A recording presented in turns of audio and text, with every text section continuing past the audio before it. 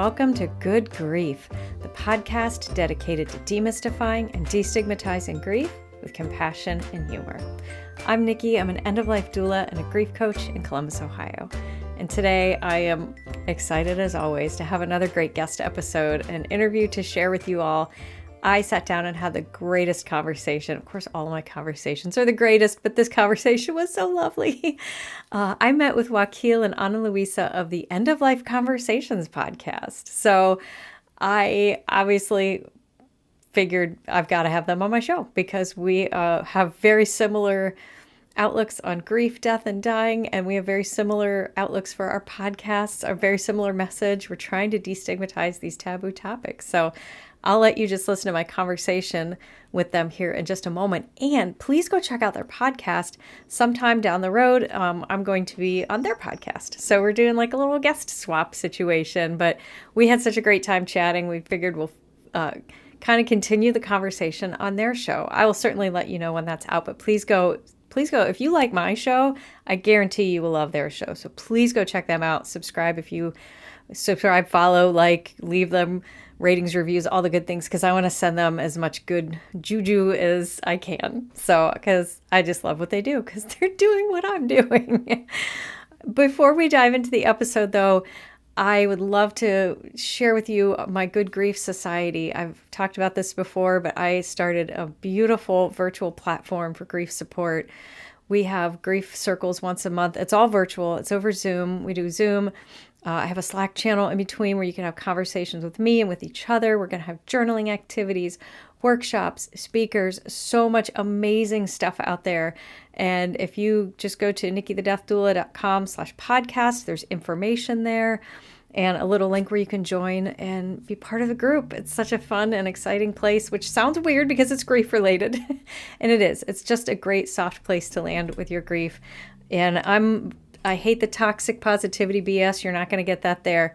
You're going to get what you need, and you're going to get all the support and love that you could possibly handle with all of the icky platitudes. Grief just straight up sucks, guys. But as you know, at the end of every episode here, it doesn't always have to. So please check that out. You can find information about that again at nikkithedeathdoula.com/podcast. Sorry, my cat wants to chime in too. And if you really like the show and you want to support me, please feel free to hop on over to patreon.com/nikkithedeathdoula. For as little as $1 a month, you can help me. All of that money goes to me providing pro bono support within my community. So there you go. You're helping me help other people at no cost. So thank you so much. And without further ado, here is today's conversation with Wakil and Ana Luisa from End of Life Conversations. All right. Thank you, everybody, for tuning in again this week to Good Grief with Nikki the Death Doula. I am so excited. I say every time I'm so excited, but I'm always so excited about all the cool people I get to meet. But I met two of the coolest people, and I get to have them on my show. We say that all the time, too. So yeah, see, you're used to it. And my listeners, you're all going to find out real quick why I'm very excited about this episode. So I have with me Wakil and Ana Luisa from the End of Life Conversations podcast. That's right. Mm-hmm. So I'll let you two, I'm going to give you two a second to kind of introduce yourselves and tell us a little bit about you and your show. Mm-hmm. Sounds good. Ana Luisa, go ahead. Okay. I am the Reverend Mother Ana Luisa Armendariz, and Wakil and I have been walking the path of spiritual and death and dying since we met at seminary. And we just love talking to each other a lot. And we love meeting really cool death positive people. I mean, all kinds of people, but we especially have bonded over our collective knowledge and wisdom that we hold with death and dying, and the ease with which Wakil and I can both discuss this seemingly taboo topic, but we make it pretty normal. So yeah, we even have fun with it. We do. Yeah. We as Ana Luisa said, and I'm the Reverend Wakil David Matthews, and We met in seminary and I think right around, well, I think we both graduated right at the end of COVID, or right at the beginning of COVID, actually. Yeah, So, because we both remember not being able to graduate in person. that's right. And so we were both ordained in interfaith as interfaith ministers, interfaith or no faith, we like to say. And so really kind of a wide open spectrum. And both of us had worked in hospice or end of life work of Hmm. some kind, funeral services. Hmm. Um, and in seminary, every time, they'd have these little dyads and we would just automatically grab each other, Yeah. and just knew each other as siblings right away, right? Hmm. And so then afterwards, we kept in touch because of our spiritual path, which Sufi spiritual path. And we're talking and talking on a regular basis. And one day, Ana Luisa said, we are always talking about this death and dying stuff. And nobody else, I get thrown out of dinner parties Truth. or not invited back or whatever, right? And we should work on making this more destigmatizing this conversation, basically Hmm. normalizing it, and should have a podcast. Not very long after that, there was a continuing ed class on how to make a podcast, and I went to that, Oh, and cool. up it came. So we've been doing it this. We're just getting into our third year, Hmm. into our hundreds, which is That's great. right. And That's exciting. yeah, and as we know, you're up close to 200 now, I think. Yeah, So I am. I'm that's getting so there. cool. Yeah. So I love we just when we saw what you were doing, we thought, well, we're doing the same thing. We should trade. So we're going to do this with you, and then we'll have you come be on our podcast. Yay. Yay. Oh, I love it. Yeah, and that's sounds very similar to my story. I think I took a grief coaching course after I did my end of life doula training, and I was just talking about grief and death and dying all the time, and my husband Ad was getting nauseum. really tired of it. So I was like, you know what? Let me just talk to a microphone and see who listens. And here we are Yeah, 4 years later. I love that. Yeah. That's so great. So tell me a little bit about your training then, or not training, your schooling as ministers of interfaith. Because I've met many chaplains, I've met many ministers. I don't know that I've met anybody that has specifically been like an would you call it a non, how did you refer to it? Interfaith or multi-faith, Or Or not no faith or faith. or no no faith. faith. That's what Yeah, no faith. That's what I none of was, the yeah, above, right? interfaith. Yeah. So yeah, I haven't met anybody that's been specifically an interfaith or no faith minister. So do you mind sharing a little bit about that? Sure. Go Sure. ahead. I, well, actually, the story that launches off with death and dying. I was a hospice volunteer for 7 years and just I felt like a kid, right? Just sitting beside, I was an 11th hour volunteer, so meeting with people who are passing alone. Hmm. And then, graduated a Reiki training so that I could help out with folks with anxiety at the end of life. But what I realized is like early on, people kept talking to me about, like, I feel like they were trying to like do their last rites with me, even though I wasn't a minister. Hmm. And they wanted to talk to me about their feelings around their spiritual paths as they met at this doorway into this other world, right? So I started thinking I should become trained to work with people who are doing this because I don't know that I have any skills. I can listen, but I'm not sure about this. And Yeah. at the time, I worked on my application to become a chaplain through the Iliff School of Theology. And I was an Episcopalian, I was a practicing Episcopalian for 12 years. And when I got to, they called me in at the application process, was going on. And they said, you left your faith empty, the little box. And I said, uh-huh. And they're like, well, are you practicing something? And I said, yes, I'm an Episcopalian. And, you know, and they said, you have to write that down. And I said, but I don't want to write that down. I feel like the the God that I am serving is so much bigger than just this little label. Hmm. And I ended up withdrawing my application from the seminary because I was really put off by having to be boxed in by a Yeah. faith tradition. And then they had actually said to me, like, just put Unitarian and you'll get in and you'll be fine. I was like, but I'm not a Unitarian. Yeah. Like, I don't want to. So, uh, I left the country. And in the meantime, I met a woman in Guatemala who's a spiritual director. And she said, I'm an interfaith spiritual director. And I was like, Hmm. what the actual? what is that? And and so during my time in spiritual direction with her, I started understanding interfaith and the ministry that was being supported out of Berkeley, California, through the Chaplaincy Institute. And I realized that it is a really important fit for me because I do believe that my spiritual uh, recipe Mhm. involves a whole lot of facets of the divine. It's not just one. And what I also love is that I meet with people who are agnostics, atheists, Hmm. scientifically, you know, kind of focused on that, but still wondering about their spirit. What is spirituality in this sense?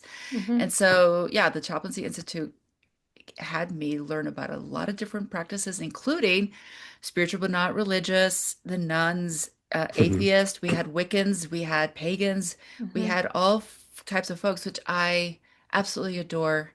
Being an interfaith or no faith chaplain. That Yeah, is my yeah. long story. I love that. I love Beautiful. that. Yeah. Yeah.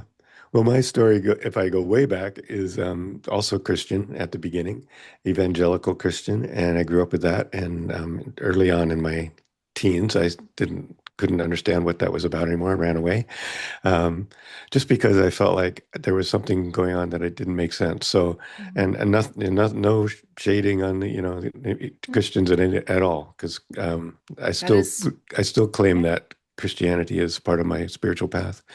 Yeah. Um, and I really think that's important. But anyway, uh, I practiced a lot of different things. I had a mentor in a Native American tribe nearby, and I had mentors in Buddhism, and had an uncle who was a Baha'i, and all just sort of putting my toes into a lot of different things.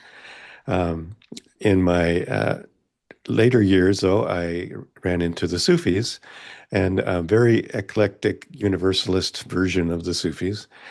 Sufism isn't really an ism, but it's more of a practice of the heart, and it's mhm, more of a mystic practice, sometimes connected to Islam, and some of them are more Islamic. But in our case, it was very much eclectic, and it grew out of the '60s in Haight-Ashbury. That gives you a good flavor idea of the flavor of it.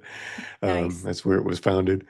So, so that was interfaith to begin with, pretty much. That's a very much of an interfaith mhm, practice, spiritual practice. When I retired from my career, which was computer security of all things, um, I wanted to do something else, and I felt really called to seminary and mhm, getting a divinity master's. And so I looked around, and I ended up in Berkeley with the Chaplaincy Institute and the Star King mhm, Unitarian Universalist and multi-religious seminary. So those two were mhm, working together at the time. mhm, That's where I met Ana Luisa.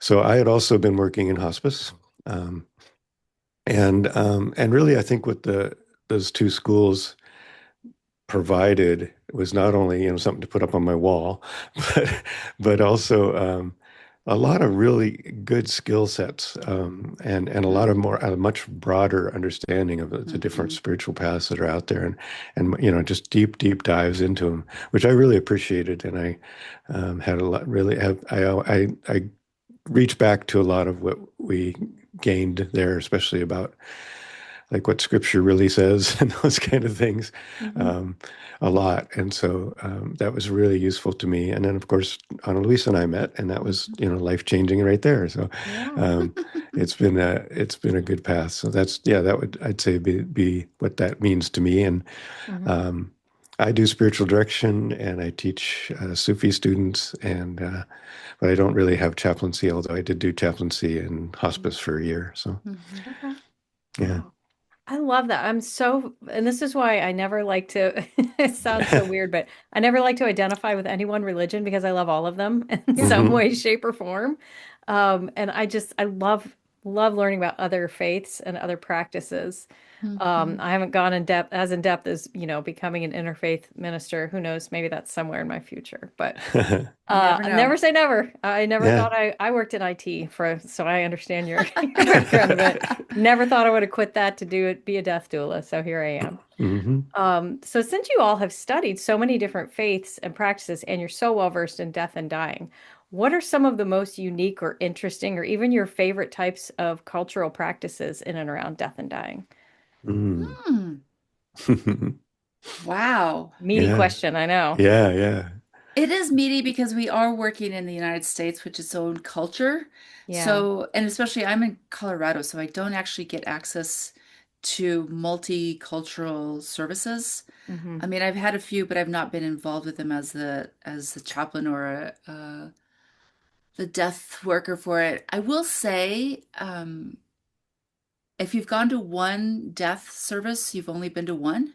It Yeah. is, they are all so very different, Hmm. and it's a weave of family, cultural, economic, um, class. It's like Hmm. all these Hmm. things kind of come together to form what the death is actually going to look like and what these services afterwards are going to be. I find that there has never been a single one that I've done that is the same. Every single one is different. Yeah. Yeah. Yeah. Um, and I've worked with like families from Central America, and so I am not a Catholic, but with the funeral home where I work hires me when Catholic families want to have a service that is not in a Catholic church. And generally they wanted an outdoor service.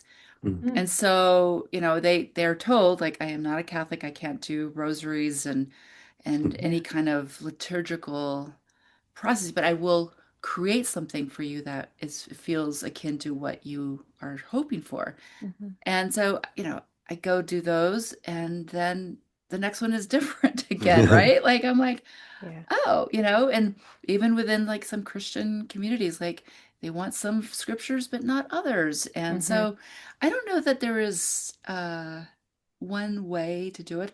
I will say I went to um a Persian man's funeral last year on behest of my father, who's that was his friend, and I absolutely love that they hand out food all the time, all the way through. Like, Wow. we were in the at the gravesite, and the children were passing out sweets, which is a lot very similar to like my Mexican kind of curanderismo thing. Is Hmm. like when you're in a situation where it's fraught, where it's frightening, Yeah. where there's a lot of stress, you offer them a sweet. And I was Hmm. like, oh yeah, I know you. I So, know it's it's I've had it all. I don't know that I could speak to one particular. Okay. I, yeah. That's a valid answer. Yeah. I agree. Everything's different. And one of the other things that is that besides culture and everything else, is gender has become a big issue with people and Hmm. their identity and gender identity. And we've had to talk to some people on our podcast who Mhm. specifically work with LGBTQ, and really, there's a lot about that that's been difficult for people, and there's a Hmm. lot of reasons to have good people who know about that, Yeah. and Mhm. working on that. And so the other one, I think the most unique thing maybe that we've had, and we've had some people, we just had a guest from Africa come on and talk Oh, that's about the right. Oh, cultures there, Oh, wow. yep. and I love that. And we try to reach out, and I've been trying for a while now to get an indigenous person, and I can't seem to get them lined up, but Hmm. we hope to someday have an indigenous person come on and talk more about the culture around that. Although I'm sure Yeah. that there isn't one indigenous culture, that there's probably as many cultures as there Right. are People. families, really. Right. Yeah. But it would be interesting to hear about that. And we have heard also just from a woman of color that the differences in the Black culture, the Black people's Mhm. way of treating Mhm. it, and people from New Orleans treat things differently, Mhm. etc. Oh, yeah. Mhm. The Mhm. one I thought was most fascinating, or one of the more fascinating ones, was the one who are doing funeral pyres, the Yeah. only funeral pyre in in the United It's in States. Crestone, right? Crestone, Yeah, Yes. Crystal. Colorado. Yes. Yeah, Look at me. I'm a nerd. I know these things. yeah, Oh, I know. yeah. I Even know. before I was here, I was like pining to go up there to Yeah. check out their Yeah. So their burial place. So yes. yeah. So that was fascinating to hear, from them, Yeah. and see some of the examples of the work they do, Mm-hmm. and how they went through this whole process of making that legal, and where they Yeah. were. And Mm-hmm. um, so that was fascinating. And I just, again, I think just every single one is different. And I think going into this as a funeral or director, or somebody who's working with people as spiritual director or grief counselor, grief companion. It's just holding that uh, being open to whatever comes, and being compassionate, listening, is really the kind of where you start from, right? As you know, That's as a right. death doula, that's what you do. You start from there, and you learn from the folks who show up, and you work with it. You don't try to put your own ideas into it at all, ever, unless it's you Yep. dying. Yeah. 100%. Yeah. So, since you both have been working in these type of spaces for so long around death, dying, and spirituality and faith, has your time doing this work changed your own viewpoints of your own death? Hmm. Mm. And if you want to go into afterlife, we can, but I'm not necessarily asking that part. But Yeah. Yeah. I don't know that it has actually. okay. I think that I have been a very death-centered person since I was a kid, Hmm. Mm. and I I have such an ease. I just recently had a young lady who's starting at hospice training, and she's like, I just cried my way through the whole day, and I was like, I was shocked, Yeah. but I said, oh well, and she's like, well, haven't you ever cried? And I said, no, every single time I'm in a hospice setting, I'm literally the conduit for the divine. And Hmm. I walk out of there so restored and rejuvenated. Like, I'm always like, that was lovely. Like, Yeah. Yeah. even as Yeah. people are passing, even when people die, I am just like, they got to go home. It's so Hmm. amazing. Yeah. It's the Yeah. most So sacred moment. it Yeah. is. So, you know, knowing that I've been doing this since I was a kid, I mean, I've lived in countries where, I mean, I lived in Colombia in the 90s, and I that was where I saw my first like dead person, like random dead person. At 18, a man died right outside the restaurant, and I was the only person who could help the woman who was like upset about what was going on. I had no idea what was going on, but he literally died in front of me, and I was like, "Oh, well, this is happening." So, it has not changed anything, and it's made me delight in it so Mm. much more. Mm. Oh, And I'm not like, suicidal by any way, shape, or means, but I'm looking forward to this. This is such a mysterious yeah. action. This is such a threshold into the unknown, and I am so excited by it. And I love being with people who are, I mean, one of my jobs with hospice was at the end, I was trained to be a Reiki master.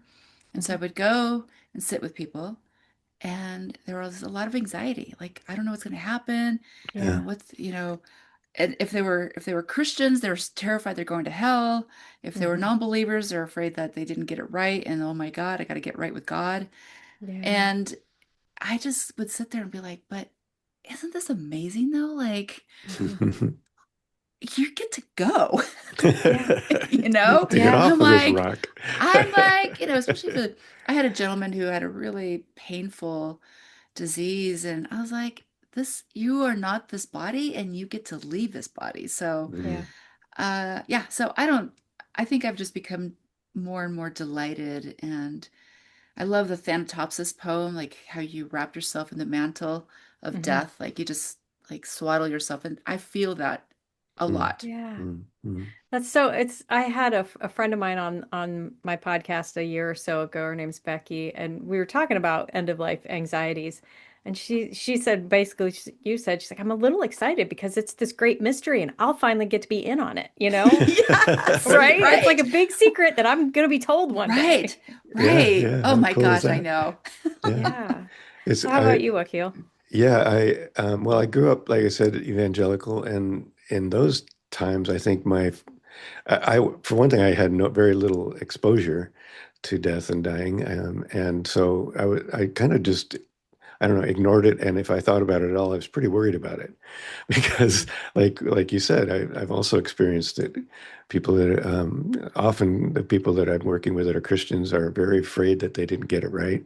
Hmm. And I think we did sit with a Buddhist person one time, and I was the only person who was like, "Yeah, bring it on, I'm ready," Yeah, I um, love it. and we did yeah. Buddhist prayers. That was really sweet. Oh, Anyway, but that's really evolved, of course. having done this work and having been involved with it to where I, and having sat with people and felt that moment when they passed and went over the threshold. In the Sufi tradition, we call Mhm. it the marriage because it's the wedding, because you're wedding with the divine. You're You're reuniting. Hmm. Oh, I reuniting with the love divine. that. And so just feeling that sense of, oh, right, they're now wedded Hmm. to what they came from, and to Hmm. that light that goes on, went on, started before time and goes on after, and so now they're in that light. And we've also interviewed several NDE people, near death experience Yes, folks, yes. Oh, and interesting. so we heard from them, that Hmm. there's something that happens after that. It's pretty damned exciting, you know. And it could be, just whatever's left over the brain firing. Who knows, Yeah, I like science too, so, and I like physics and I like all that. And mhm, I don't disbelieve any of those things. So, I yeah, think scientists can be as, as, what's the word I want? Um, Stuck on their belief than as Christians or anybody else. So anyway, I try to be really open and just agnostic about everything. yeah, Which to me doesn't mean I don't trust things, but means I can find truth everywhere. Hmm. Everybody is holding their own truth, That's and right. that's part of the Hmm. openness and willingness to listen. yeah. So, Of all the people I've worked with, my cat really wants to be up here, by the way, so oh, that's I fine. am reaching over here. He's probably going to come in here in a minute. Yep, here he is. That's great. This is a special guest star, Oh, Ari's Tale. yeah. Uh, anyway, sorry, my listeners are used to him interrupting me all the time. Of all the people I've accompanied or worked with at end of life, I feel like the people that have been the most peaceful and the most okay with it and comfortable were the atheists, Mm. Yes. Hmm. which has been so Yes. interesting to me because, I come in like you guys said, I don't come in with any agenda or any of my own Mhm. beliefs for them. I meet them where they're at. Mhm. And the most anxious people I've met have been Catholics. Mhm. And, Yeah. I'm not going to judge. I'm not going to make any kind of generalizations on why, but I feel like they've had the biggest anxieties at the end of life. Yeah. Mhm. Yeah. Mhm. So, Yeah. The Mormons were the other ones for me that I've met. really, I've not Yeah. worked with anybody of the Mormon faith yet. I feel Mhm. like they've kind Yeah. of got their own thing and Mhm. they don't want Mhm. outside help. I could be wrong It's about true. that. Yeah. There's also not a big Mormon population in Ohio, so I'm going to Yeah. leave it at that. So, there is that as well. Yeah. Um, Yeah. so But I I think it's had a, similar for similar reasons, the Mormons yeah, and the Catholics. It's sort of a part of their culture Mhm. is this sense that, the angry God, the yeah, God that's gonna, yeah. if you mess up, you're in big trouble, That's right. You're and going that to you're pay the basically, consequence. I you start just, out yeah, I wrong, can't, you start out a sinner. yeah, I Yeah. can't adhere to that. I can't imagine a God Mhm. being that vengeful. But Yeah. anyway, Yeah, but all of the above, I think the three of us are in accord with that. Yeah. And when I was finishing up my practicum for seminary, I had a pivot because it was during COVID. And so I ended up writing an advanced care directive plan. And the premise for me was I will gift people spiritual direction. It will be couched in a spiritual direction language and landscape, I guess, to talk about death and dying. And yes, like I had a few people who, just a few. There's a little anxiety with some Christians, but hmm when I came across people who actually had fear, I had to actually do spiritual direction, Hmm. right? Yeah. So move back a little bit and just say, like, let's not talk about the advanced care directive plan right now. Let's actually talk about who your God is, hmm And I had one really interesting woman. And she was telling me how she was raised in an evangelical church. She left the church and now she's terrified that if she dies, she's going to hell and she got it wrong. And so I had to go back to asking her about her grandmother. She had mentioned her grandmother had a really sweet relationship with God and like would read her Bible and was just like really delighted by the stories rather than yeah, the God figure, right? And so I had to say to this young woman, I was like, let's have a relationship with this other aspect of the divine for you. Like Mhm. you're like focusing on God, the wrathful God, but there is Jesus who's sweet on sinners. Hmm. Like start Hmm. creating a relationship or at least an imagination, a story that that's who is going to meet you when you die. Mm. Yeah. And Yeah. so, as an interfaith chaplain, though, that works easy for me, right? Like Yeah. I can move into these spaces and be like, oh, there are stories that can support you, sweet human being, Hmm. Yeah. right? Yeah. And I'm not going to castigate you or throw shade on your fears. Like I'm like, you know. So Yeah. just to say, like, Yeah. that is important work that I don't get to do much of because people, again, they're not going to talk to me about their fear of death and dying from the lens of, I don't want to meet God. Right. Right. I love Yeah. that. Well, and I get approached by people all the time I'm not necessarily working with who are very anxious about death and dying. And, I have different ways I have those conversations with them, but obviously with my clients, I'm not a spiritual person. I'm not a minister or any of those things, but I do love to have those conversations to find out where their anxiety is and what we can do to help alleviate that. So, Right. and you kind of answered already, Ana Luisa, but Wakil, I'm curious, like, how do you approach people who are either at end of life or somebody that just comes up to you that is terrified of death? Hmm. Mhm. Well, it's like Ana Luisa said, first it starts with listening, right? Paying attention and paying and really Hmm. um, letting go of any sense that I know the answer, right? Um, Right. First of all, begin with that, and then I also have a real deep sense that I'm held and guided, and that I will tune in to that guidance, and listen Mhm. and kind of what. I'm not only listening to the person, but I'm listening to my connection to the divine. Yeah. And so Mhm. the first thing I'm trying to understand from them is again, what's the basis of that anxiety? And we can often just by listening or maybe asking a few little short questions, like tell me a Mhm. little bit more about that, um, whatever. And the part of the training really in the spiritual direction is really keep paying attention to those kind of trigger things that come up and noticing when somebody's triggered or noticing when somebody's tenses up or whatever, Yeah. and just really watching their body language and everything, um, and then asking to getting a little deeper into that. And Hmm. it's really quite amazing, when you are doing that, when you're listening in that way, in that Hmm. compassionate, caring, thoughtful, Yeah. connected way, um, and ask the questions how deep people can go. And Yeah. really, that's, it's called direction because of that. You're not counseling, you're not necessarily fixing anything. Yeah. And we actually have changed a lot to call it companionship because we're just kind of walking each other Mhm. home, right? Yeah. Um, so we just paying a close attention and then asking people to go a little deeper and a little deeper Yeah. and a little deeper. And then at some point, I think you can get to, and it doesn't always work, but in the best, when it works, you can get to a point where they're like, okay, I notice this is the seed of this Mhm. anxiety. And then Mhm. we kind of say, well, let's invite that seed in.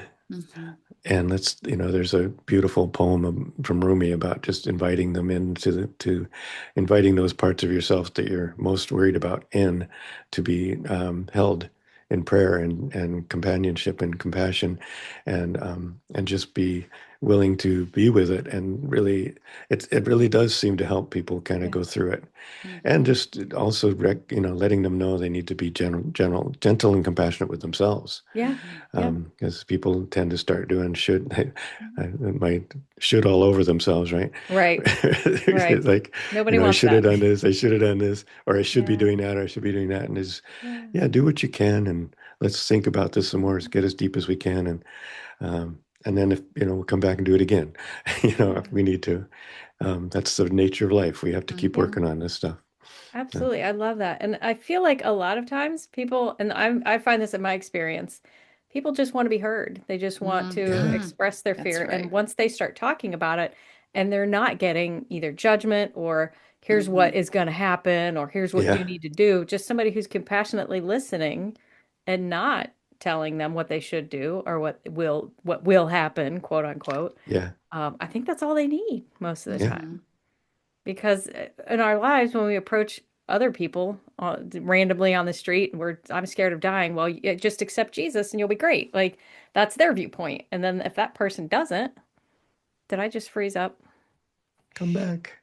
There you are. Sorry. Oh, You're That was back. me. My internet just glitched out. Okay. Okay, I think We're I'm still back. here. Sorry about Yeah. that. So I No. don't know where that cut off at, but so I'll just go back to where I started answering that question. Let's see. Yeah. Well, you were just basically saying people just need to be heard. that's Right. all. People Yeah. just Yeah. just want to be heard and not told what to believe and what should Yeah. happen because then the guilt comes in. What if I don't believe that? What Right. if I'm Right. wrong, you know? Right. Yeah. So, I will say there's a word in Spanish that I don't. I'm sure there might be an English translation, but it's desahogar. So it usually you say to somebody, "Hay que desahogarte," so to pull all that stuff out that's in you. But if ooh, you ahogar is to drown, so Mm. you need to okay. undrown yourself of all this all this Ah. stuff that you have in you, right? So that's what we are here for, is to help people from drowning in their own fears and anxieties. I love that. I love that. Desolgar. I got to remember that. So good. Desahogar. Desolgar. Yeah. Thank you. Yeah. I'm grappling at learning Spanish, so I love that. I love it. Anyway. Yeah, me All right. too. So I'm sorry, were you gonna say something? Oh no, I was just saying Okay. I'm also trying to learn Spanish and Oh, struggling along. yeah. So before we get towards the end of the episode, I just want to have like one more opportunity. Is there some message that is the most valuable to you that you like sharing with your listeners that you would like to share with my listeners, either about faith, death, dying, anything? I think for me, it's just talk more about this. Yeah. Yeah. I mean, it's not, it is hard, Hmm. but it's also can be very sweet and connecting with folks that you talk to. I just want people to be brave about the conversation about dying. And also life is the umbrella of birth and death. Like we Hmm. cannot stop talking about this other kind of bookend. Yeah. Um, Mhm. because even if we don't talk about it, it still is going to happen. So Yeah. I don't Yeah. know, Yeah. just, if you need Yeah. help, ask one of us, Yeah. one of Right. us Yeah. to Right. help you out. Like we can help. Yeah. And I don't know. It's so exciting. How could you not want this how could you not want to plan for this adventure? I just don't Yeah. Yeah. understand. Right there with you, Yeah. girl. Right there with you. Yeah, yeah. Well, and you said the word plan, and that's what I would say is part of what helps this conversation a lot Hmm. is to think about planning. And we both do classes and events about how to plan, how to get your advanced care directive together and your wills and your Hmm. trusts. And I love there's it. I have a 2 hour class coming up 2 days from now that I do called Before You Go, and it's just basically 2 hours, and it probably could go 2.5 hours now because I keep learning new things. But it's all about, first of all, just kind of the legal things you should have in place, the advanced care directive, your wills, your trusts, your beneficiaries, Mhm. all that kind of stuff. But then there's all this other stuff, like where are your passwords, right? Or where, Hmm. who's got the title to your car, or Yeah. Hmm. um, you know, what do you want to do with all that stuff? Yeah. You know, Yeah. and credit cards Yeah. and your social media, Hmm. there's so many pieces to it. Oh And yeah. so just having an opportunity to start that conversation, even if it's just step at a time with people, Hmm. just one baby step at a time, Yeah. open that conversation again. It begins this to destigmatize it, Yeah. begins to normalize it. And there's we're talking about us, words that, as foreign languages. Astaghfirullah is a Arabic word which I love as just a way to say, "Oops, I forgot," and remember that you're still good, you're still Hmm. divine, you're still caring, you're still doing your work, and you may have forgotten today, but don't shit all over yourself. You know, I love it. Astaghfirullah, I get back up and do it again. It's Yeah. basically kind of turning back to Hmm. remembering. So we do a lot of remembrance work in the Sufi practice, and I think that's that's part of it too. Just Mhm. when anytime I get done with this class, people are often like, "Oh my God, how am I going to get all this done?" I know. And I say, "Well, I'm still working on it. Yeah. It's just something you should, if you can, put it on the calendar, work a little bit on it every week, Yeah. or So whatever. But don't beat yourself up. Just do what you can do." yeah, it's so interesting because I too just started teaching a workshop I do on occasion here in Columbus. I've done a couple virtually on the same type of thing. And I just barely touch in the beginning. I'm like, you obviously want to have your power of attorneys and your advanced directives, but I like to touch on the heart work too. Like, what do Hmm. you feel like you need to have in place before you die? And even making Yeah. the plans of like how you want to be treated as you're dying, because we don't Yeah. always Hmm. do that. Yeah. Or Yeah. if you're incapacitated in some manner. If I fall and have a stroke tomorrow and I'm in a coma for a week, like how I want to be treated for during Yeah. that time, because I'm Yeah. particular about the way my body is handled and the way people talk to me. So, yeah, Yeah. it's so Exactly. important to have that. So, Yeah. all right. So, as you probably know, since you've listened to my show, I have a little tradition at the end of my episodes where I pull a random card from the death deck. Oh yeah. We'll read. I will read it, but this season I've been doing the dementia deck, which is the newer deck Ooh. from Ooh. the makers of the death Mm. deck. So Oh, that's I'm great. gonna pull one of those, and then I will let you two answer it, and then fair's fair, I'll answer it as well. So okay, well this is a meaty one. All right. If I've been diagnosed with dementia, I want to live A, the longest I possibly can. Life is worth living regardless of my condition. B, just a moderate amount of time with non-aggressive treatment. Or C, let nature take its course, avoid medications, treatments that might keep me around longer. Wow, so prescient. Because I just had this Yeah. conversation 2 days ago with my daughter. Really? Yes. See, and that's another thing you could write in your death plan. Yeah, Yeah, you should no, I know. definitely. And then Wakil and I talked about it, and I was looking for the dementia piece on the Washington site Yeah, that we I yeah, looked up. there's a End of Life Washington website has a dementia care directive that Oh, I you can love Yes, fill that. out. Oh, yes, I Yeah. I've seen it. Yeah. I wanted to do it, but I so I oh my God, as soon as I say this, like I'm gonna get jinxed, but I personally don't my theology, my personal theology is that I need to let nature take its course. Mhm.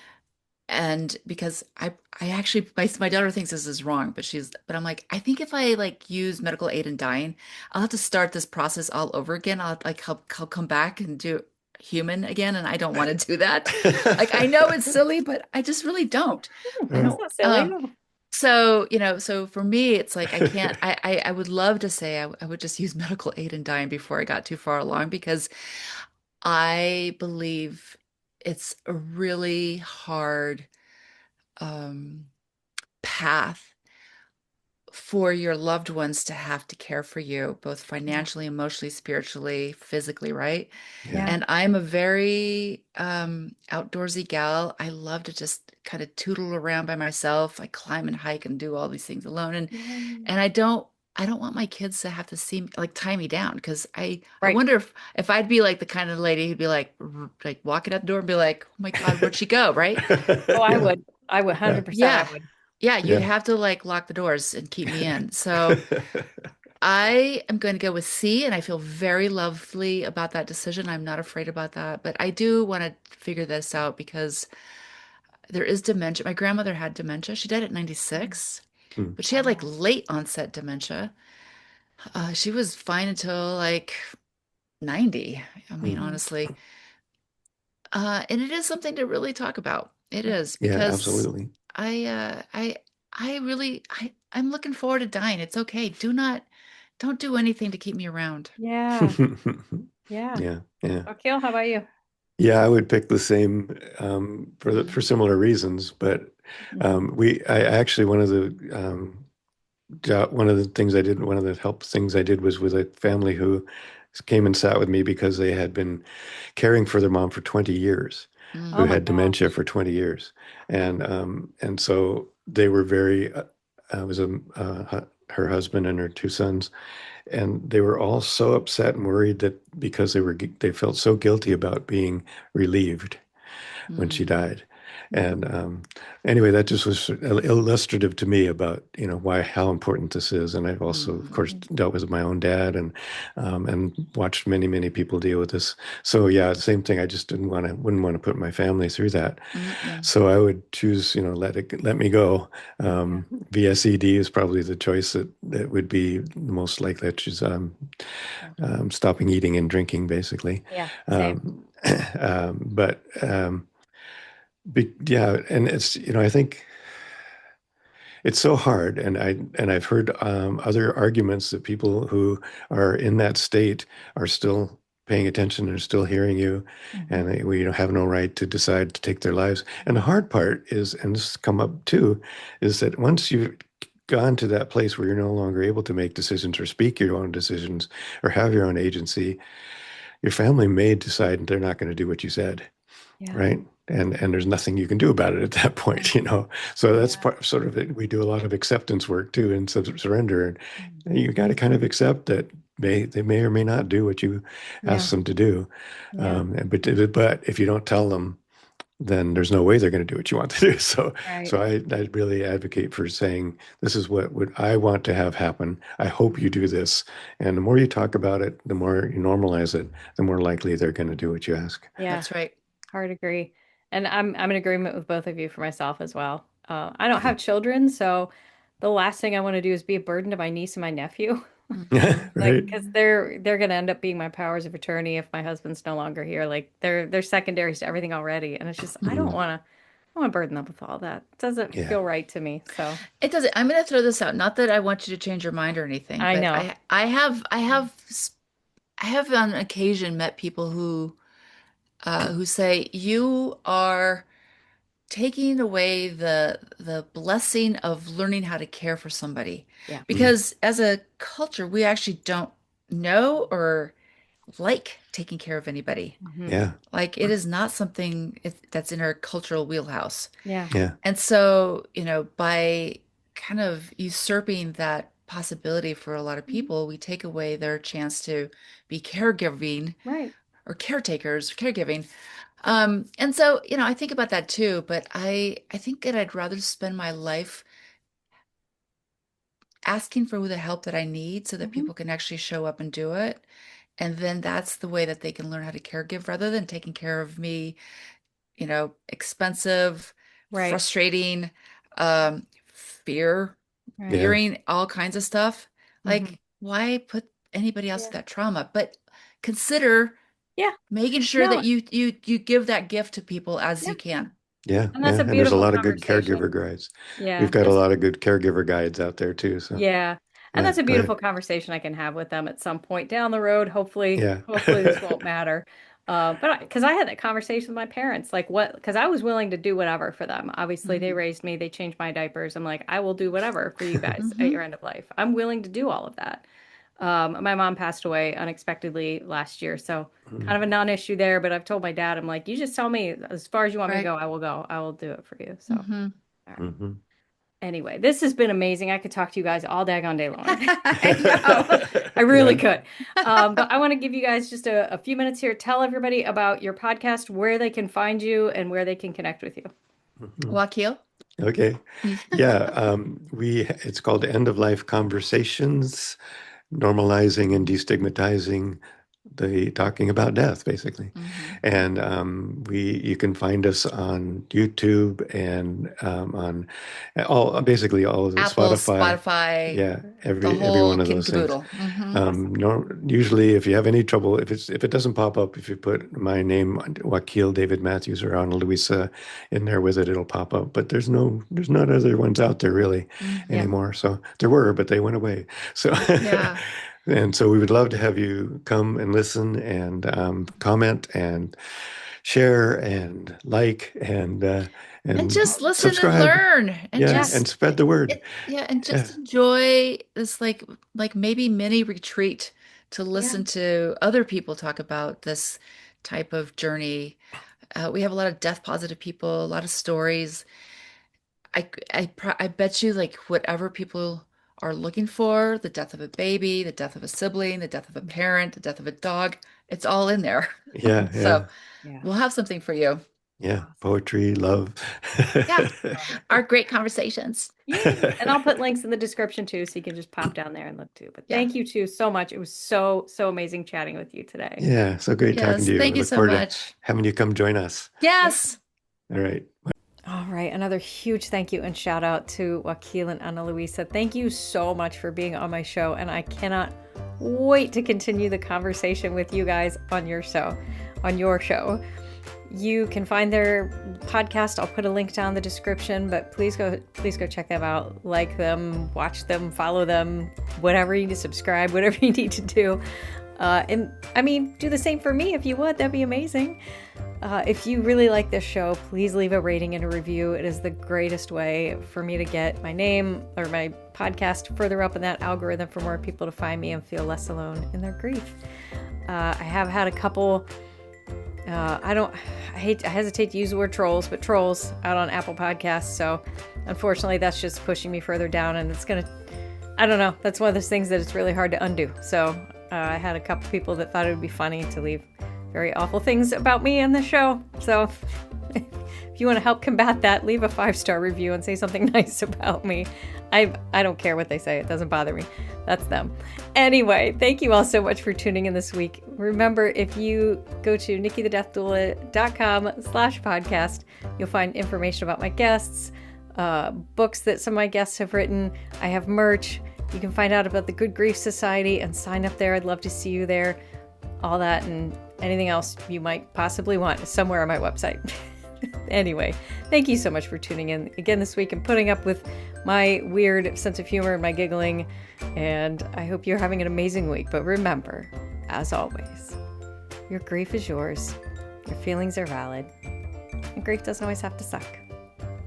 Good Grief with Nikki the Death Doula is produced by Nikki Smith of Nikki the Death Doula LLC in Columbus, Ohio. Nikki the Death Doula LLC is for consulting, education, emotional support, and guidance, and is no way considered a funeral establishment or licensed mental health establishment.